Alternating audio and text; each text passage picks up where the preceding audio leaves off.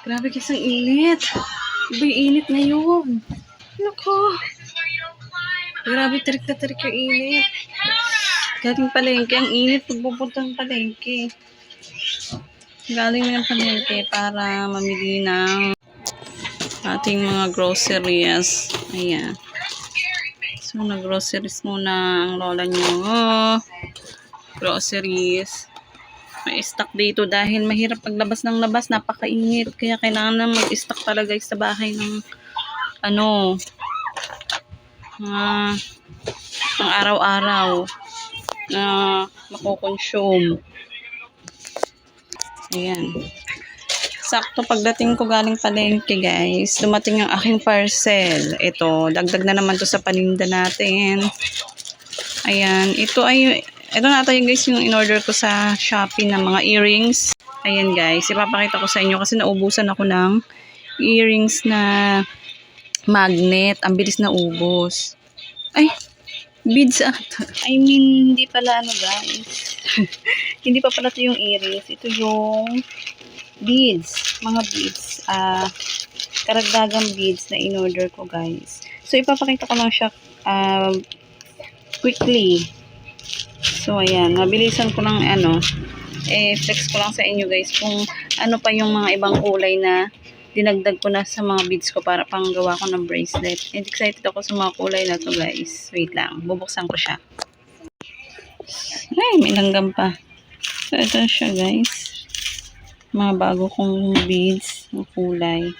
Ayan, kumuha ulit ako nito kasi naubos na yung ganito ko and napakaganda niya tingnan. Then, ito na yung black na kailangan ko. Ayan, chalk black yan guys. Tapos, kumuha ako guys ng metallic black and di ko in-expect ganito pala yung kulay niya. Parang lang siyang dark gray. Akala ko black na black siya na nangingintab siya sa pagka-black. Para siyang dark na gray. So, ganyan yung kulay niya. Metallic black daw. Tapos, kumuha pala ako nito guys na dark maroon. Ayan. Pero maganda dito at nakakaputi ito. Dark maroon, then choco brown. Ayan. And then guys, itong blue. Ano itong klaseng pagka-blue? So, ayan. So, ito guys ay aqua blue. Ayan, wala pa akong ganito. Then, aquamarine naman to siya. Ayan guys, ang ganda ng pagka-green niya. Aquamarine. Then, last one ay itong metallic gold. Ayan, wala pa akong ganito guys, metallic. So, ang ganda nito pag na-combine sa ibang pero parang konti, sabi 25 grams. Parang nakontian lang ako. Hindi man na 20 grams lang ata ito. 25 grams yung nakalagay. Ayan. Pakita ko pala guys yung ibang nagawa ko ng bracelet. Then, ayan guys.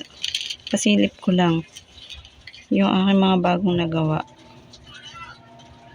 Ayan siya guys. Tapos, meron na, in-improve ko to guys. Nilagyan ko na siya ng parang pinaka-charm. Ayan.